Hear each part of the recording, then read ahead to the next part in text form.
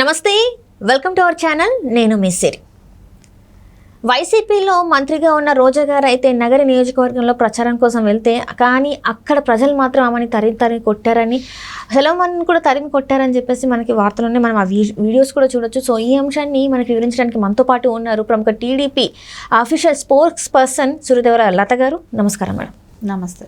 మనం ఇప్పుడు చూస్తున్నట్టయితే నగరి నియోజకవర్గంలోని అంటే ఏమంటే ప్రచారానికి వెళ్ళినప్పుడు రోజా గారిని అక్కడ ప్రజలు తరిమి కొట్టారు, సెల్మని కూడా తరిమి కొట్టారు, తను పరారయ్యారని చెప్పేసి మనకి వార్తలు ఉన్నాయి. అండ్ ఆ వీడియో కూడా మనం చూడొచ్చు. ఎందుకు ప్రజల్లో ఇంత ద్వేషం కలిగింది సడన్గా రోజా గారి మీద? రోజా గారు ఎప్పుడు ప్రజలతో ఉన్నారు? అవసరానికి వెళ్తే ఎవరైనా ఊరుకుంటారా? సో ఆవిడ ఎప్పుడు కూడా ప్రజలకి అందుబాటులో ఉన్న నాయకురాలు కాదు. సో ఎప్పుడు కూడా పెద్ద మెజారిటీతో గెలిచిన నాయకురాలు కాదు. ఆవిడ ఎంతసేపు ప్రజలను ఆదుకున్న నాయకురాలు కాదు. ఎందుకంటే ఆమె స్వార్థం కోసం, స్వలాభం కోసం చేస్తున్న ప్రయత్నమే అక్కడ. ఈ ఖచ్చితంగా మనకి ఇప్పుడు ఒకటి అర్థమవుతుంది. ఇదే కాదు, నేను ఇదివరకు కూడా చెప్పాను. ఆవిడ విలేజ్లకు వెళ్తుంటే తరిమేస్తున్నారు, లిటరల్గా పంపిస్తున్నారు అని చెప్పాను. సరే, అది వీడియోలు ఫుటేజ్లు ఎవరికి దొరకలేదు, కానీ అప్పుడు జరిగిన విషయంలో ఇప్పుడైతే ఖచ్చితంగా వీడియో ఫుటేజ్ తీశారు. సో అది సోషల్ మీడియాలో ఫుల్ వైరల్ అవుతుంది. సో ఆవిడ అహంభావం. సో నేను సినిమా ఆర్టిస్టులు ఉంటారు, రాజకీయంలో రావచ్చు. సో నేను ఆర్టిస్ట్ అనే అహంభావమే కానివ్వండి. ఇక్కడ మనకు ఖచ్చితంగా ఎట్లా అనిపిస్తుందంటే, నేనేం చేసినా చెల్లుతుంది అంటే, జబర్దస్త్ ఒక స్టేజ్ మీద షో చేసినంత మాత్రాన, అక్కడ నువ్వు చెప్పినట్టు నలుగురు విన్నంత మాత్రాన నీ నియోజకవర్గం ప్రజలందరూ వినాలనే రూల్ లేదు కదా. అక్కడ నువ్వు ఒక నలుగురితో నువ్వు అక్కడ అమౌంట్ తీసుకుంటున్నావు కాబట్టి ఆ గంట సేపు నువ్వు చెప్పినట్టు వింటావు. నీ దగ్గర పనిచేసే వాళ్ళు నువ్వు డబ్బులు ఇస్తావు కాబట్టి వాళ్ళు నువ్వు చెప్పినట్టు వింటారు. అంతేగాని నువ్వు ఖచ్చితంగా ఎలా నువ్వు అట్లాంటి ఆలోచన, అందరూ రాష్ట్రమే కాదు నియోజకవర్గం ఉన్న కూడా నా మాట వినాలి, నేను చెప్పిందే చేయాలి, నేను ఎప్పుడంటే అప్పుడు వెళ్తాను, సో నేను వాళ్ళ సమస్యలు పట్టించుకోను, నాకు వాళ్ళు ఓటేయాలి అనే ఒక దీంతో అహంభావంతో ఉంటుంది. సో ఆమె చేసే పనులన్నీ తెలిసిన విషయమే. ఆవిడ ఎవరిని ఆదుకున్న వ్యక్తి కాదు. అక్కడ అట్లని పార్టీ వాళ్ళ క్యాడరు నాయకులను కూడా ఎవరిని ఆదుకున్న వ్యక్తి కూడా కాదు స్వతహాగా. ఆవిడ చేస్తున్న ఈవిడ దందాలన్నీ కూడా తెలిసిన ప్రజలకి. ఎందుకంటే ఎక్కడికెక్కడ దోచేయటమే, ఇసుక కానీ మైనింగ్ కానీ మొత్తం అసలు గ్రావెల్స్ కానివ్వండి. సో కొండల్ని పిండి చేసేసింది. సో అక్కడ మొత్తం ఎక్కువ భాగం అడవి ప్రాంతం కూడా ఉంటుంది, రూరల్ ప్రాంతాలు ఎక్కువ ఉంటాయి. సరే, ఎస్వీపురం అని చెప్పి వడమలపేట మండలం ఆ విలేజ్కి వెళ్ళింది. అక్కడ ఎస్టీ కాలనీ ఉంటుంది. ఆ కాలనీకి ప్రచారానికి వెళ్ళింది.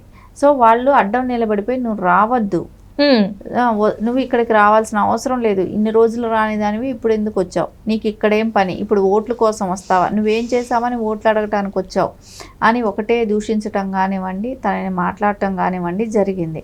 సో ఆ ఎస్టీ కాలనీ వాళ్ళందరూ కూడా అడ్డం పట్టడం జరిగింది.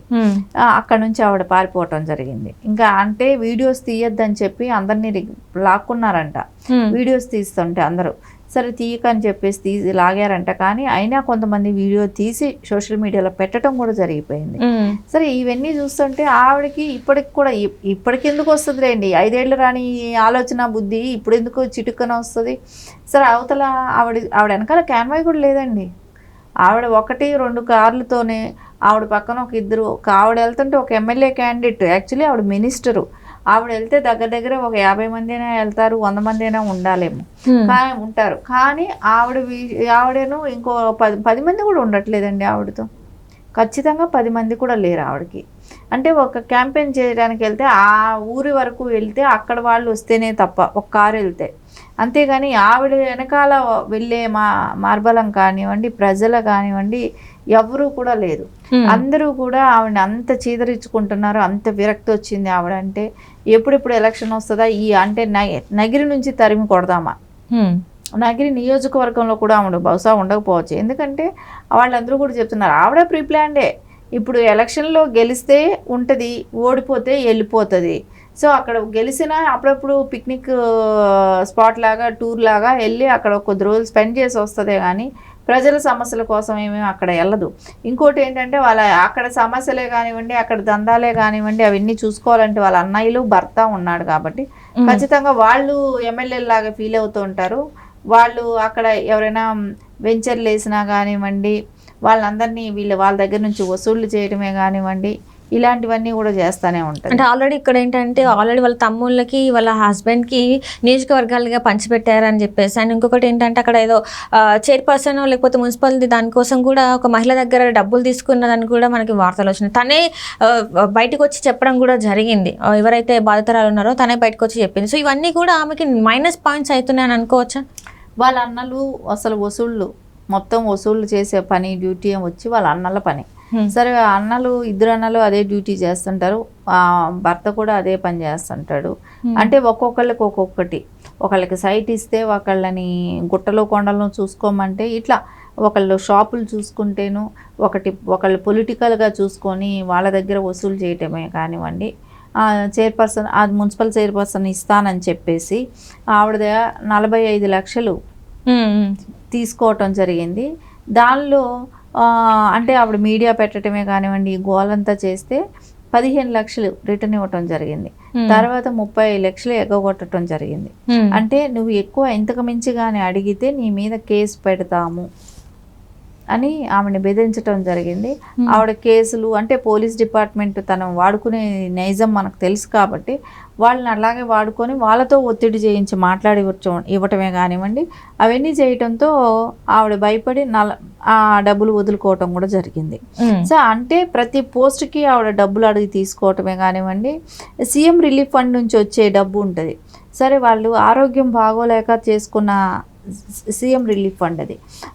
ఆ ఫండ్లో కూడా ఈవిడికి 3 లక్షలకి 35,000 రూపాయలు ఈవిడికి ఫండ్ మనీ డబ్బులు చేతికి ఇస్తే అప్పుడు ఆవిడ 3 లక్షల చెక్కు ఆవిడ చేతికి ఇస్తుంది.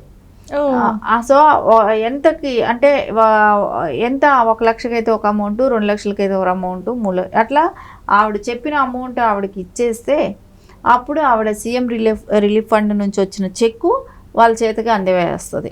సో ఎక్కడా కూడా డెవలప్ లేదు. వాటర్కి ఇంతవరకు అంటే వాటర్ ప్రాబ్లం ఇంతవరకు తీర్చింది లేదు. అక్కడ రోడ్లు సరిగా లేవు. అండ్ ఇంకొకటి తిరుపతి టికెట్లు కూడా, తిరుపతి దర్శనం టికెట్లు కూడా అమ్ముకుంటున్నారు అని. అంటే విఐపి వెళ్తారు కాబట్టి మరి ఎన్ఆర్ఐస్ వచ్చినప్పుడు వాళ్ళని తీసుకెళ్తూ వాళ్ళకి టికెట్కి ఇంత రేట్ అని చెప్పేసి కూడా అమ్ముకుంటున్నారు అని చెప్పేసి కూడా వార్తలు ఉన్నాయి. అందులో వాస్తవం ఉందంటారా? మరి నిజంగా టికెట్లు కూడా అమ్ముకునే అవకాశం ఎక్కువ ఉంది. ఆవిడ ప్రతిసారి వారాల్లో 2-3 సార్లు వెళ్తారు. వెళ్ళినప్పుడు దగ్గర 100 మందిని దాకా తీసుకెళ్ళినప్పుడు వాళ్ళకి వివిఐపి దర్శనాలు చేయిస్తూ వాళ్ళ దగ్గర టికెట్ల డబ్బులు తీసుకొని ఆవిడ ఇచ్చేస్తుంది. ఆఖరికి దేవుడి మీద కూడా అలాంటివే చేస్తుంది. ఇంకా అక్కడ ఆవిడ ఎప్పుడు కూడా ఏ పార్టీ నాయకుడు కూడా అక్కడ మీడియాతో మాట్లాడరు. సో అక్కడ ఆవిడ వెళ్ళి ప్రతిసారి బాబు గారిని కానివ్వండి, లోకేష్ గారిని కానివ్వండి ఇలా మాట్లాడుతూనే ఉంటారు. మనకు ఖచ్చితంగా తెలుస్తుంది కదా ఏంటంటే ఆవిడకి రాజకీయాలకి కోసం ఏదైనా చేస్తుంది. ఆవిడకి ఎంతసేపు డబ్బు సంపాదించాలి. సో దానికోసం రాజకీయాలను వాడుకుంది. రాజకీయాల్లో ఉండటం కోసం ప్రజలను వాడుకుంటుంది. అంతే, అంతకుమించి అక్కడ వేరే ఏమీ జరగట్లేదు. ఆ డెవలప్మెంట్ అనేది శూన్యం. సో ఇప్పుడేమో అపోజిషన్ లీడర్ అయిన ముద్దుకృష్ణనారాయణ గారు అబ్బాయి వచ్చి, వాళ్ళ కుమారుడే కదా ఆయన, భానుప్రకాష్ గారు వచ్చి చాలా సక్సెస్ఫుల్గా, అంటే జనాల్లో కూడా విపరీతమైన స్పందన. సో ఖచ్చితంగా అయితే ఇప్పటికి ఎవరిని అడిగినా అక్కడ సర్వేలు తెలుసుకున్నా కూడా భానుప్రకాష్ గారు అత్యంత మెజారిటీతో గెలుస్తారని ఖచ్చితంగా అందరూ చెప్తున్నారు. Right madam.